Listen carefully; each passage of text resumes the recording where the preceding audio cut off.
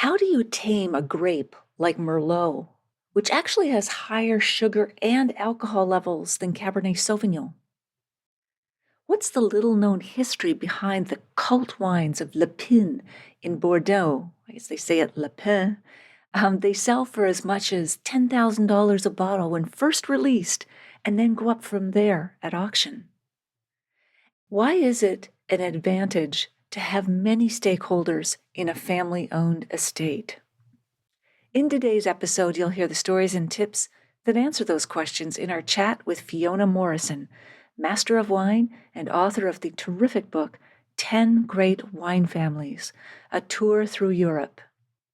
By the end of our conversation, you'll also discover how studying literature at the University of Exeter sparked Fiona's interest in the wine industry, how Fiona met her husband, Jacques Thienpont of the famous Le Pin winery, how Fiona characterizes the 2023 and 2024 vintages of Le Pin and Bordeaux more generally, what it's like managing the extremely limited production and high prices of Le Pin, the challenges Fiona faces in writing about her own family, the Thienponts, how Fiona's book, 10 Great Wine Families, differ from other books about family dynasties, whatever you prefer, how Fiona chose which 10 families to profile in her book with so many top-notch European wineries, some of the elements that characterize successful multi-generational wine businesses, and which aspects of Maurice Healey's classic book, Stay With Me Flagons, inspired Fiona's writing.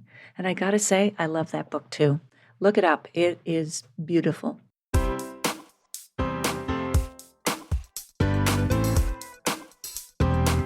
Do you have a thirst to learn about wine? Do you love stories about wonderfully obsessive people, hauntingly beautiful places, and amusingly awkward social situations? Well, that's the blend here on the Unreserved Wine Talk podcast. I'm your host, Natalie McLean, and each week I share with you unfiltered conversations with celebrities in the wine world, as well as confessions from my own tipsy journey as I write my third book on this subject. I'm so glad you're here. Now pass me that bottle, please, and let's get started. So I'm just back from Toronto and a whirlwind romance of 4 Valentine's Day television segments, including The Social, Global's Morning Show, CTV Morning Live, and City TV's Breakfast Television. Even though V-Day has come and gone, I think you'll find the topics interesting, and the wine picks, of course, are still relevant.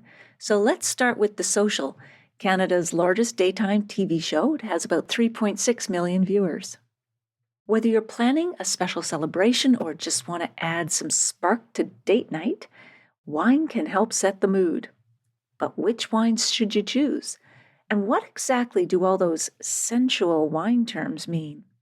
Joining us today is Natalie McLean, who offers Canada's most popular online wine classes and largest wine review site at nataliemclean.com. And this is where I chime in. Great to be back with you, ladies. Wine is all about seducing our senses and imagination. And some of the compounds that give wine its sexy descriptors are also found in human pheromones that attract us to each other. Hello there.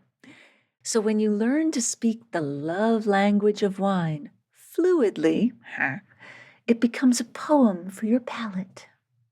Let's start with the term cuvée. What is it?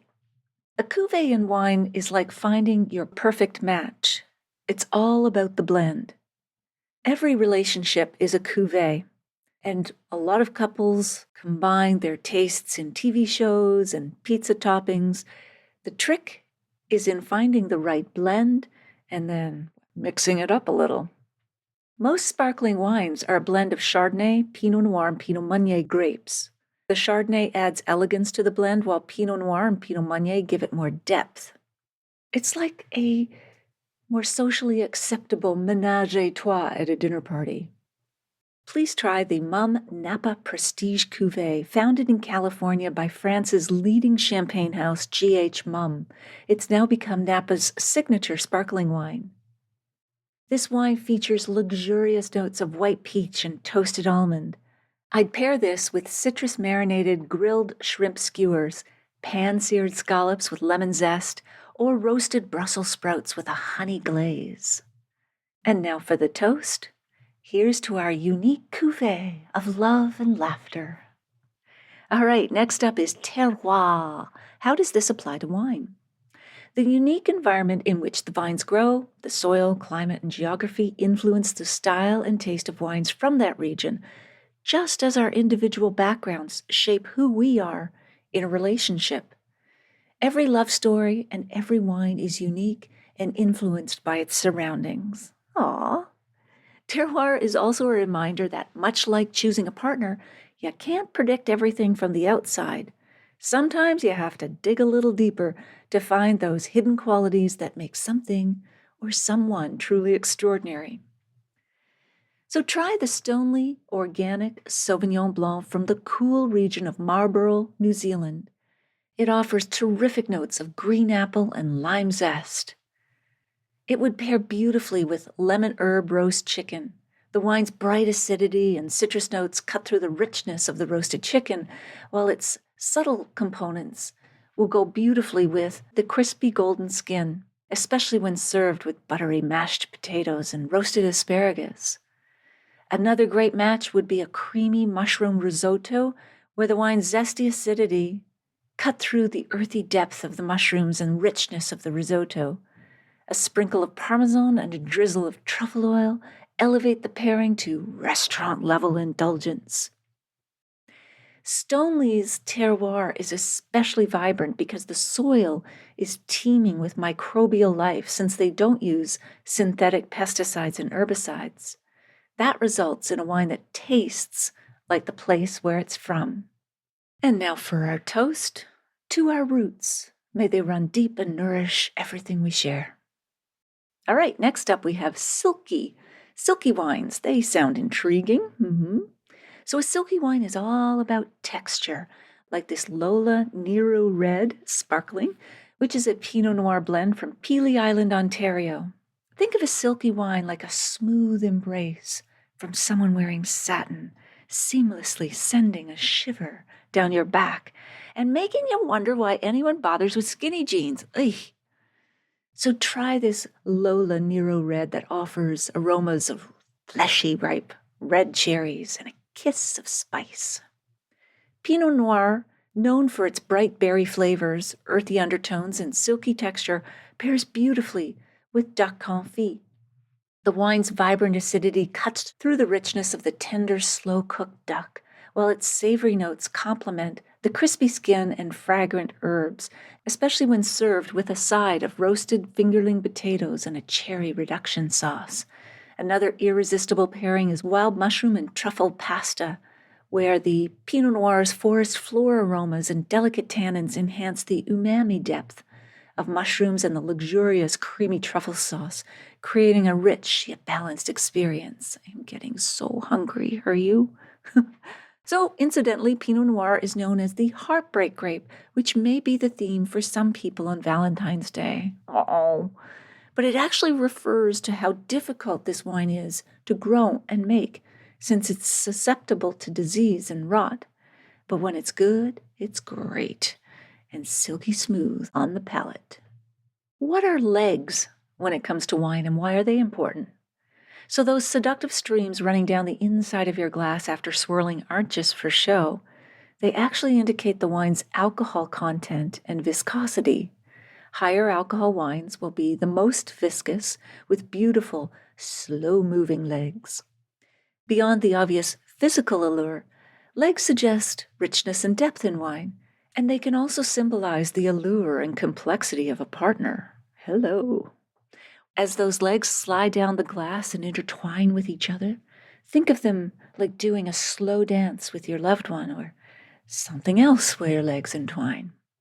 The Trias Cabernet Sauvignon from Niagara offers luxuriously ripe dark fruit and a voluptuous texture. It's rich, round, and deeply, deeply satisfying. I'd pair this with grilled portobello mushroom steaks, drizzled with aged balsamic vinegar and fresh herbs, flame-kissed asparagus tips with truffle oil and sea salt, or pan-seared cauliflower steaks with golden brown caramelization and garlic butter. And here's our toast. Here's to the legs that brought us together, yours, mine, and those in this wine. Yes, this podcast is turning out to be the Daniel Steele romance novel edition. Anyway, stay with me. Finally, we're going to talk about the finish of a wine. What does this mean? At this point, the hosts, especially Jess Allen, could not even get the question out. We were laughing so hard. I'll put a link to the video that you can watch, but oh my gosh, the innuendo was flying all around. And she just died after I started my first sentence to define it. So here we go. So after you swallow the wine, the finish is the lingering aroma you still detect after swallowing it. A long finish of 6 seconds or more indicates quality and complexity, and like most sensual pleasures in life, longer is better, honey. I'd like you to try the Miraval Rosé from Provence with its bright citrus and strawberry notes. This wine is incredibly well made by the famous Perrin family that also make Chateau Beaucastel. This is also the wine that Angelina Jolie and Brad Pitt originally purchased. He remains the majority shareholder after their split. So you could say that a finish in a relationship also represents the lasting positive impressions we leave on each other's hearts, even when we're no longer together. Our love goes on.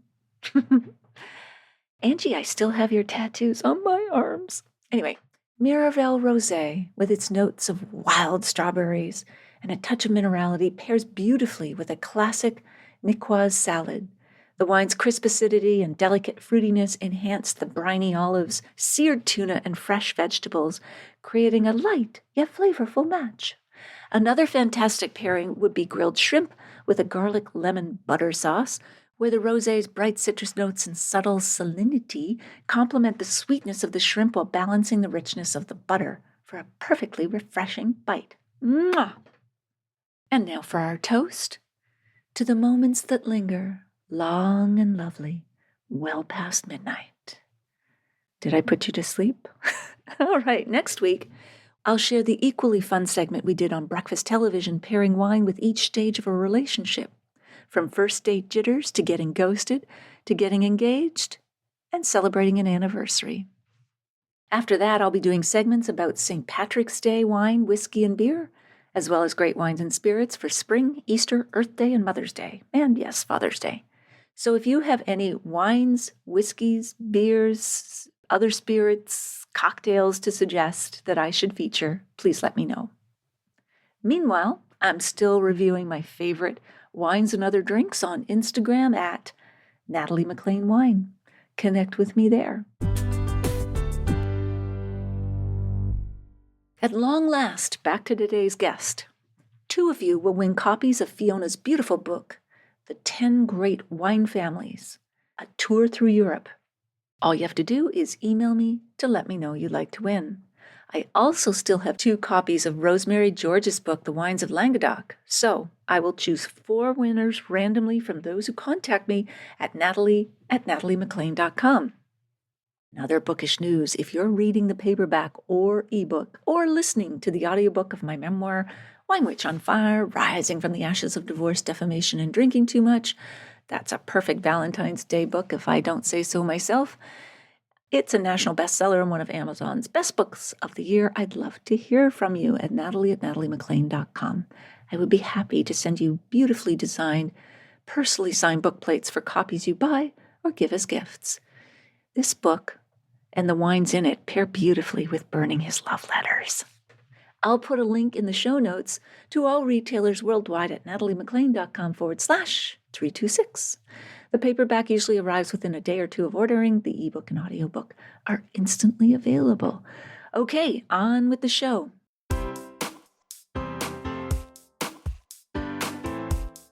Fiona Morrison is a master of wine, wine author, and merchant who lives in Bordeaux and Belgium. Educated in Britain, France, and the USA, her career has spanned many facets of the wine trade.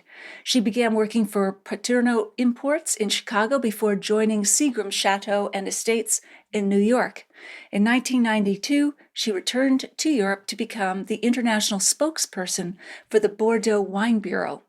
She is married to Jacques Thienpont of Le Pin fame and currently manages the Thienpont family negociant business. Winner of several awards for her writing, including the James Beard Foundation Award, her latest book, 10 Great Wine Families, was published internationally. She was awarded the title of Officer of the Order of Leopold, the most important military and civil order in the Kingdom of Belgium in 2019, for her services to the Belgian wine world.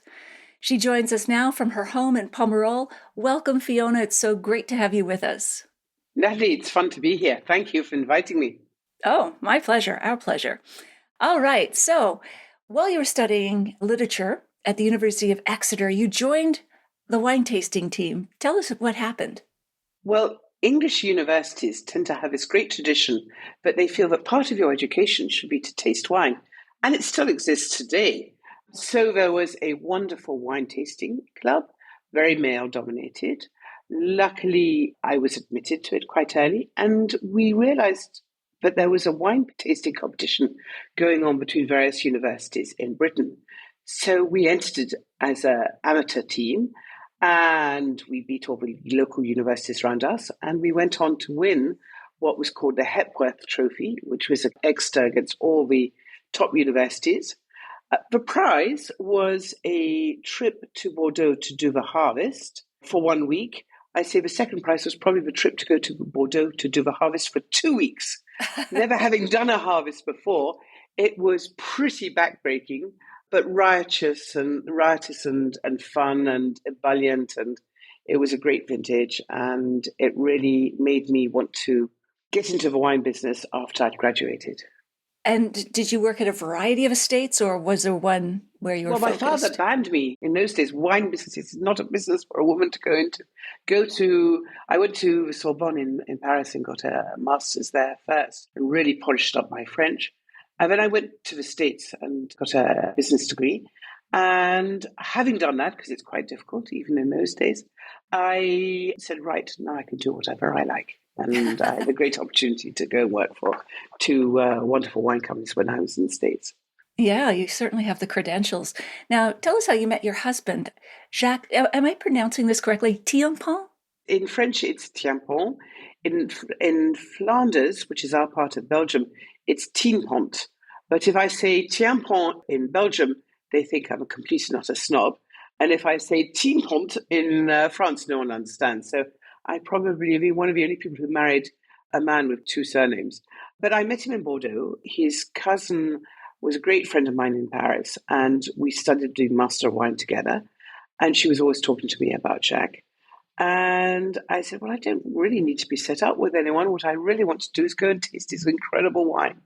So I met him at a dinner during the En Primeur week in Bordeaux, which is a very important week in the springtime when all the chateaux release for tasting the wine that they'd made the year before. I was at a dinner tasting and sitting next to him, and he said, would you like to come and see Le Pin tomorrow? And the rest is history.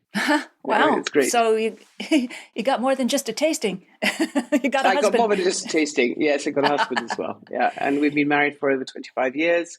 Oh, congratulations. And we still work really well together. That's great. I guess they say wine is a better social lubricant than orange juice, so must help in some ways. It certainly is. And I was terribly afraid that we would be just talking vino babble for the whole of our marriage. But I think that what happens is because it's the lowest common denominator, you don't take it for granted, but it's a great platform for which you have all sorts of other conversations. Yes, that's true. And wine does lend itself to every other facet of human endeavor. So exactly, rightly so. Exactly. Absolutely. Now, Le Pin, it's one of the most renowned wines, but tell us what it's named after. Well, it's actually Le Pin in French. Le Pin. Yes. Okay. So actually, pain sounds rather like Pain in French, which is bread. And all of our estates are called after trees. We have a great fascination for trees anyway. But Le Pin means a pine tree. And there was a pine tree on the estate, and the estate was called Chateau Dupin before Jacques bought it in 1979. It's a fairy tale story.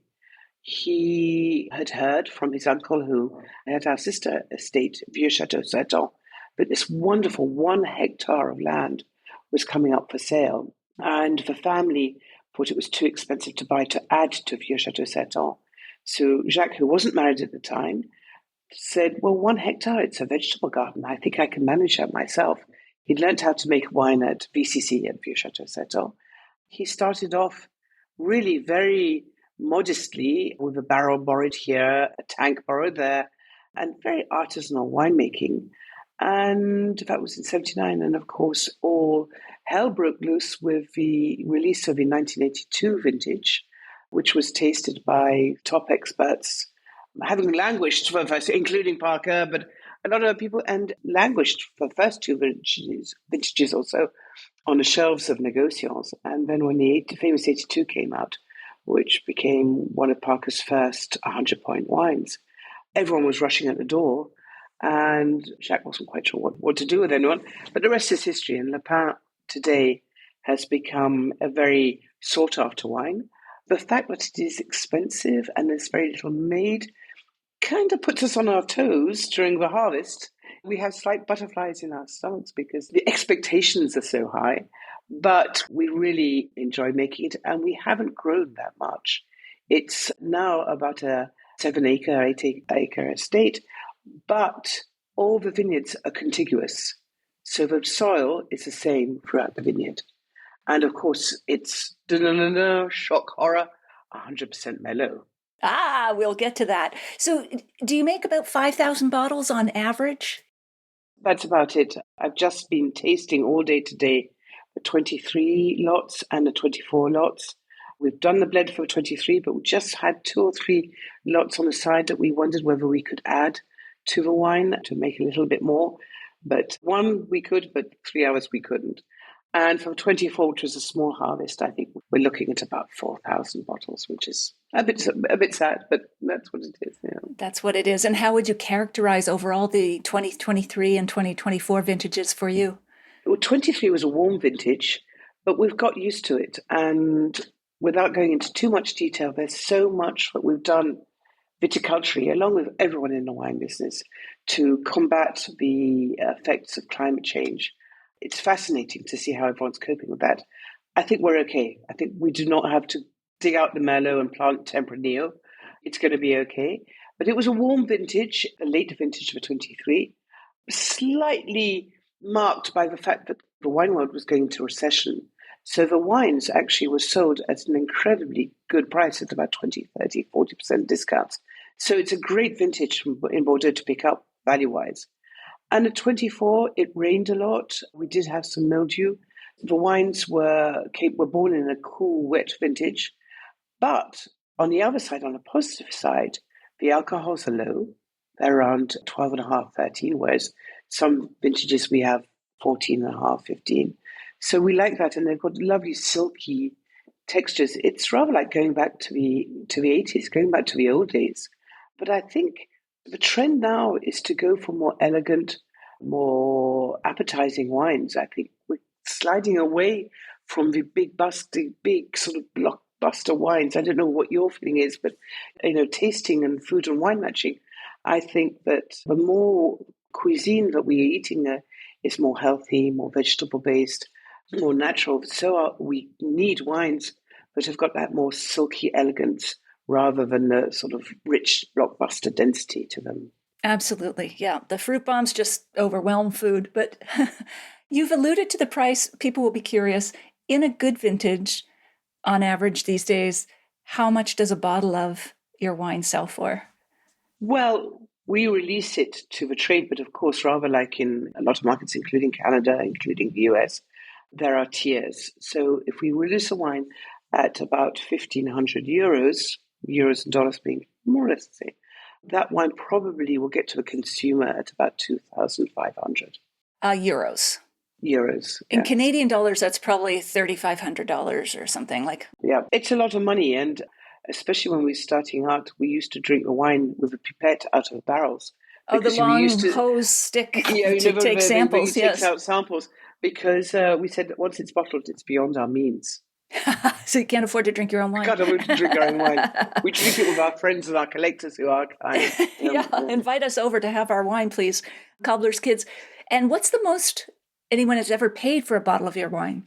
Well, we do make very rarely double magnums that we use only for charity purposes. Because if you make bigger than a magnum, there's so much speculation around it. And we want our wines to be drunk, not to be traded. So that's really important.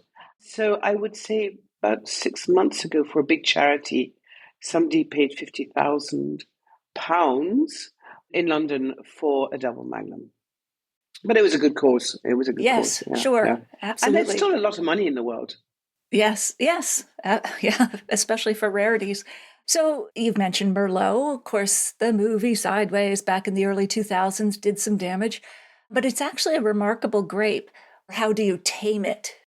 Well, first of all, the first time I went to Napa after Sideways came out, and people said, "Well, what's your blend?" And I said, "Well, Merlot." And they said, "Merlot and what?" And I said, 100% Merlot. And they would give me this very pitying look, like, oh gosh, you poor things. And I would say, well, actually, we do okay. I remember going to Tokyo, giving the first big wine tasting in Tokyo in the early 90s, and I had no one understanding what the difference between Cabernet and Merlot was. And Merlot is a grape that can be very fleshy. It doesn't like really hot weather. It likes to keep its feet wet, so it needs moisture.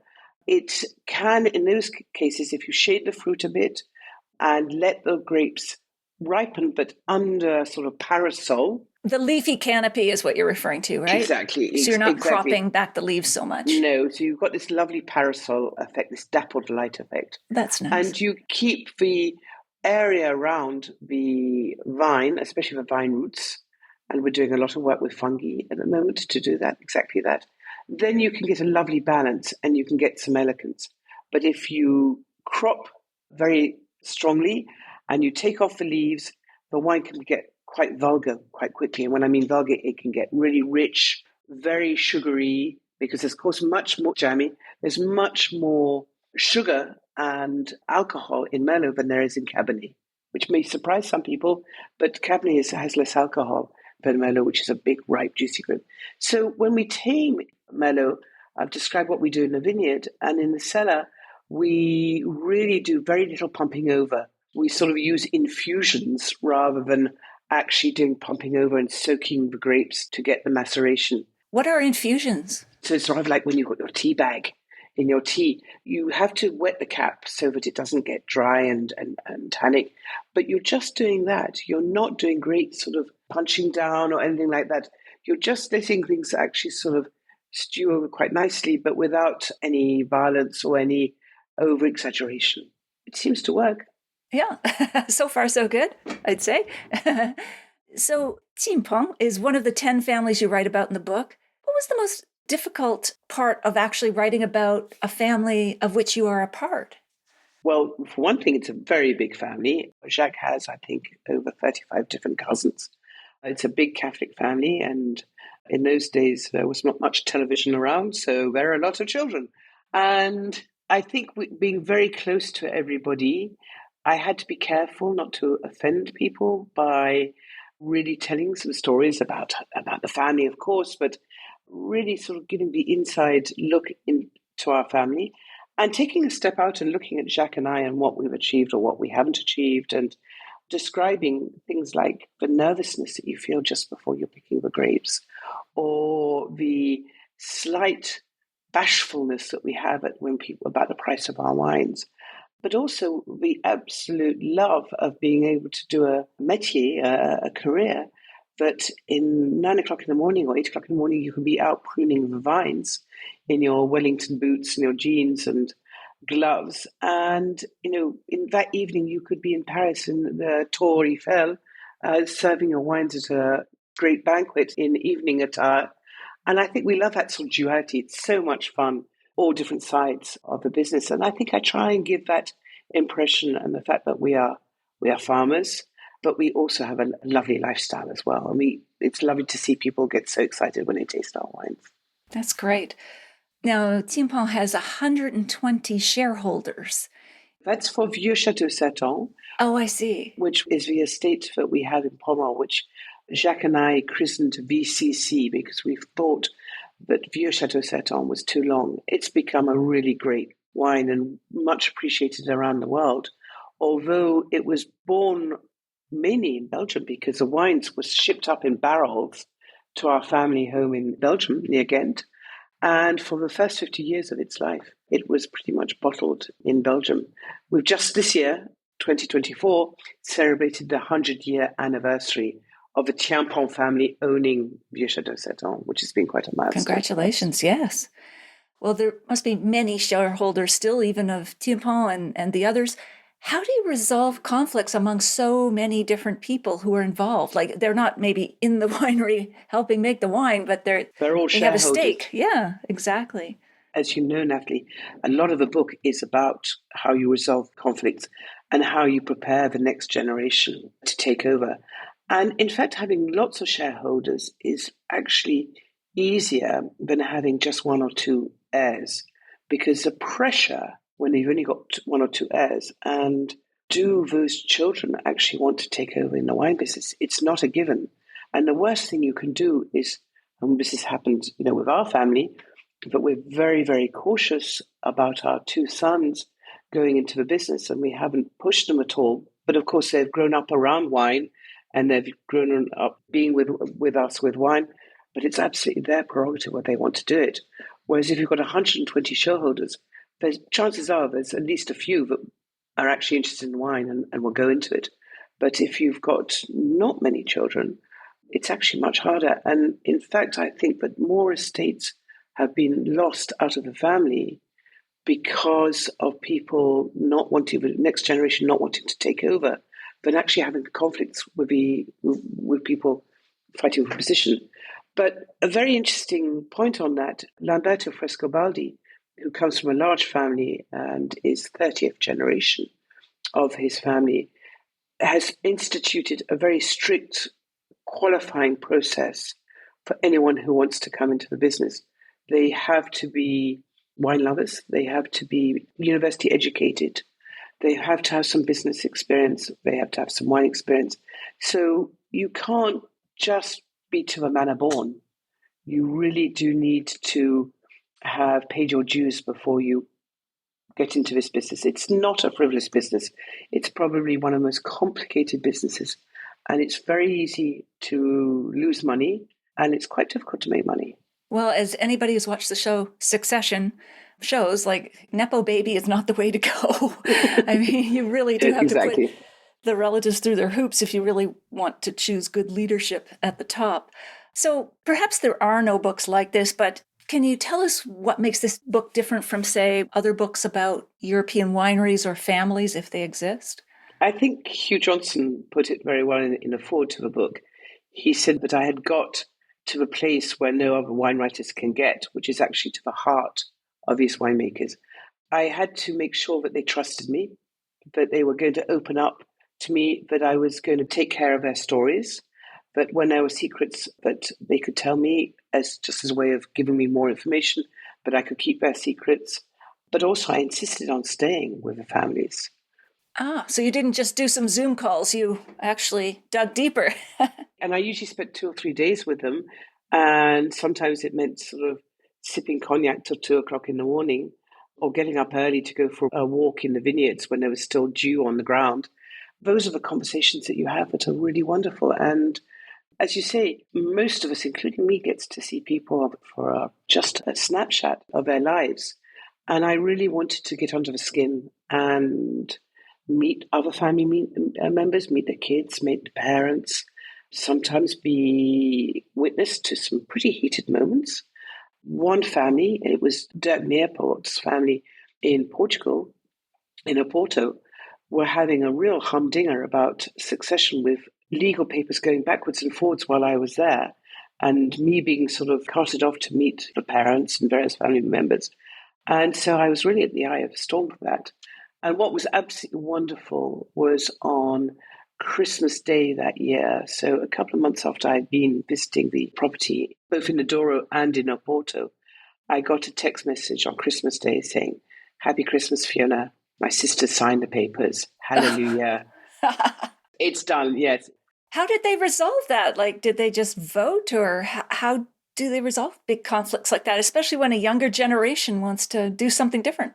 I think if there's anyone out there who knows about family conflict, it takes a lot of discussion, it takes quite a lot of compromise, and of course, it does take compromise. It's certain, but it's trying to make a win-win situation and trying to sort of balance needs.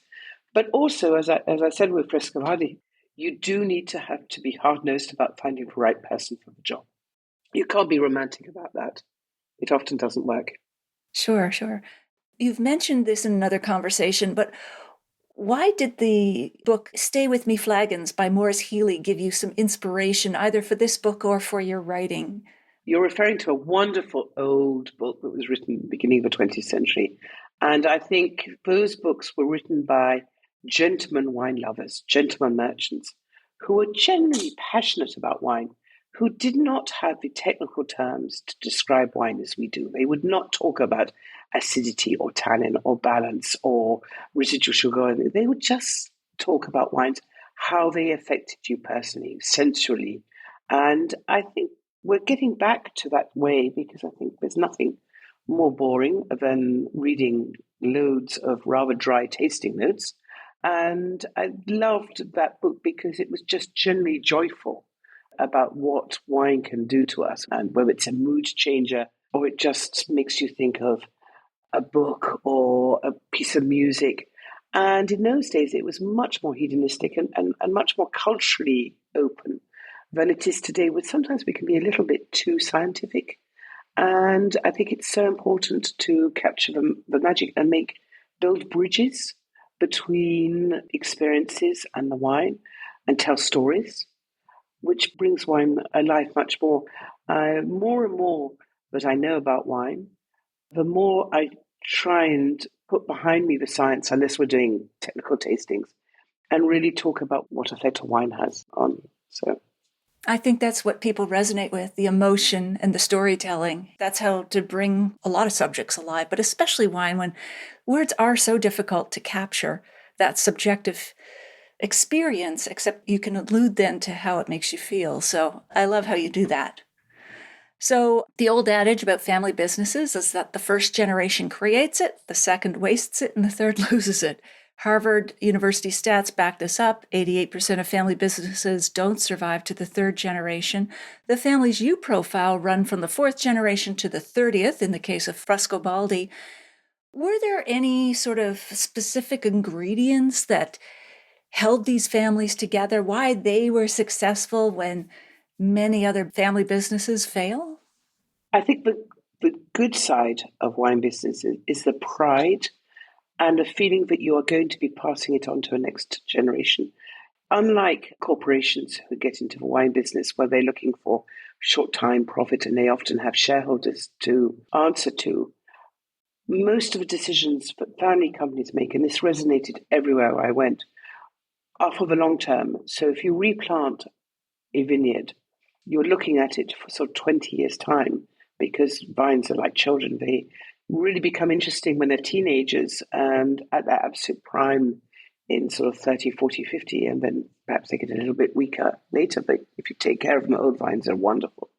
So that continuity and that feeling of long-termism is really, for me, the key ingredient, and not having to satisfy a balance sheet. Of course, that's important. And there are some pretty difficult situations where families have to say, look, we're not going to be paying out a dividend this year, or we're not going to be able to afford a new tractor. Well, if you do that in a family context, people understand. They've got a much longer time frame where they can judge that. If you do that in a shorter term, or if you get into the wine business just to make money, it can be pretty precarious. You know, Natalie, the adage, to make a great fortune in the wine business, you have to start with an even larger one. Yes. Yes, you can make money. Yes, you can create perennial. In the real estate business, everyone talks about location, location, location.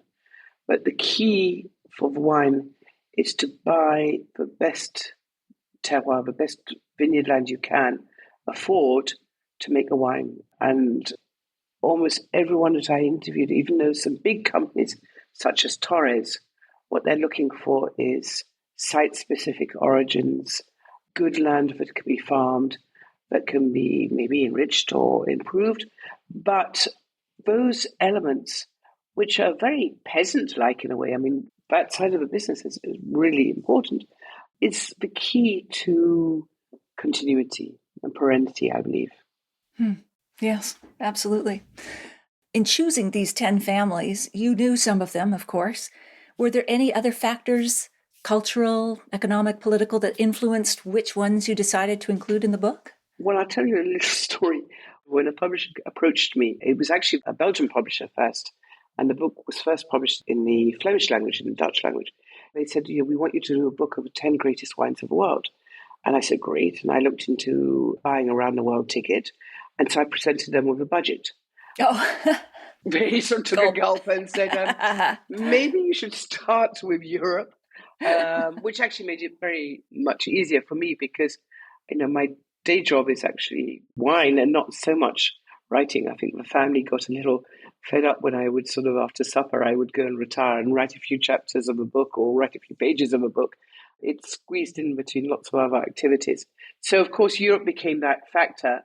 I wanted to make sure that I had a good covering in Europe, and I also wanted to make sure that I had families that people knew about. This was not a book about see the new small producer that I've discovered. It was really the operating room was families. The dynamic for me about how you adapt and how you create generations was for me the sort of driving force of the book. Far more interesting, too. They've kind of proved themselves through a multi-generational business.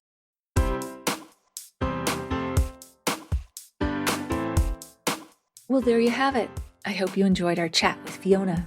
Here are my takeaways. Number 1, how do you tame a grape like Merlot, which is actually higher in sugar and alcohol than Cabernet Sauvignon? Merlot is a grape that can be very fleshy, Fiona observes. It doesn't like hot weather. It likes to keep its feet wet. So if you shade the fruit a bit and let the grapes ripen, this dappled light effect gives the wine a lovely balance and makes it an elegant wine as well. But if you crop too strongly and take off a lot of leaves, that canopy cover, the wine can get vulgar quite quickly, she says. Very sugary, very jammy. There's much more sugar and alcohol in Merlot than there is in Cabernet, which may surprise some people. It did for me, actually. So when we tame Merlot, she says, what we also do in the cellar is very little pumping over. So, that's taking the wine that's at the bottom of the tank and pushing it up and over the natural cap that forms at the top and then punching that down, kind of circulating the wine, really. Instead, she says, we use infusions rather than pumping over and soaking the grapes to get the maceration, so all the flavor and the tannins and all that other goodness out of the skins and into the juice. So an infusion is like when you have a tea bag and you dip it into your hot water and it slowly, lets out the flavor. She says we have to wet the cap so that it doesn't get dry and tannic, but you're just doing that. You're not punching down or anything aggressive. Number 2, what's the little-known history behind the cult wines of Le Pin in Bordeaux that sell for as much as $10,000 a bottle when first released, and then they get higher at auction with later vintages? As Fiona explains, Le Pin means pine tree. It's spelt L-E and then space P-I-N. That's why I said Le Pin at first.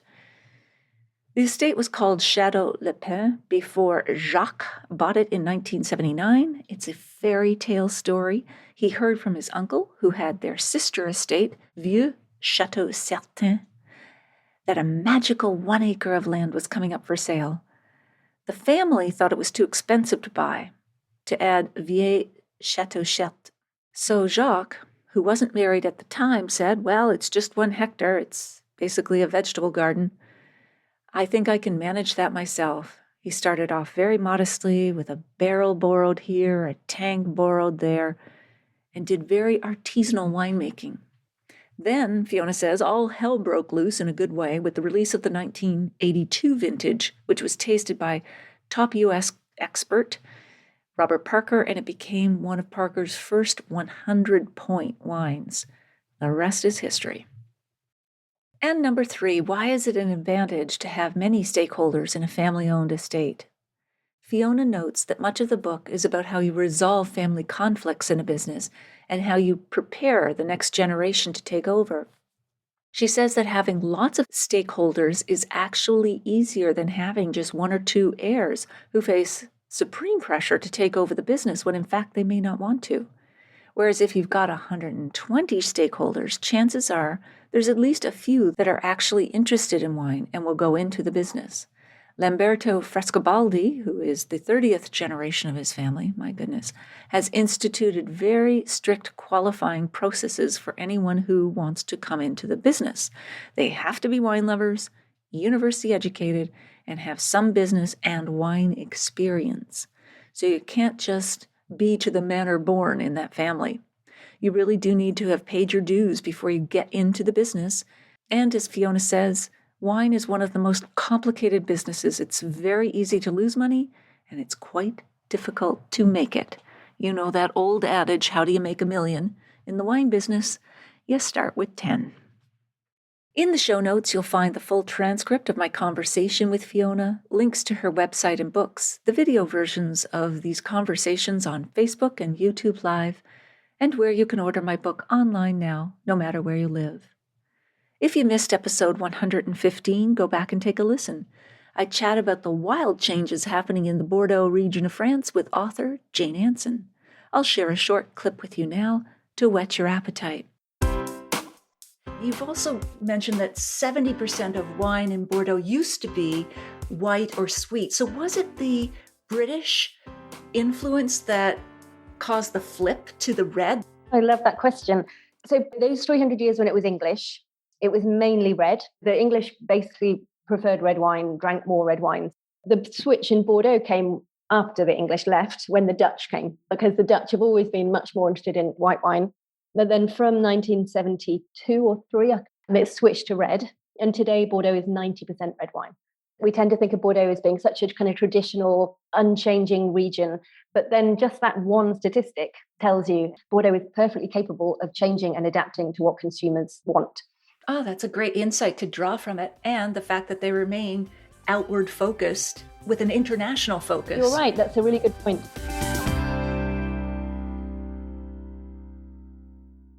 You won't want to miss next week when we continue our chat with Fiona. If you liked this episode or learned even one thing from it, please email or tell one friend about the podcast this week, especially someone you know who'd be interested in learning more about the best wines from the great families of Europe. It's easy to find the podcast. Just tell them to search for Natalie MacLean Wine on Apple Podcasts, Spotify, their favorite podcast app, or they can listen to the show on my website at nataliemaclean.com/podcast. Email me if you have a sip, tip, question, or if you'd like to win one of 4 copies of Fiona and Rosemary's books, or if you've read mine or are listening to it. I'd love to hear your thoughts on this episode. Were you surprised about any of the family histories? Have you tried any of the wines that these families make? Can you afford them? Email me at natalie@nataliemaclean.com. Better than that, if you can afford them, come on over. In the show notes, you'll also find a link to take a free online food and wine pairing class with me called the 5 Wine and Food Pairing Mistakes That Can Ruin Your Dinner and How to Fix Them Forever at nataliemaclean.com/class. That's all in the show notes at nataliemaclean.com/326. Thank you for taking the time to join me here. I hope something great is in your glass this week. Perhaps an affordable Bordeaux that gives you pleasure.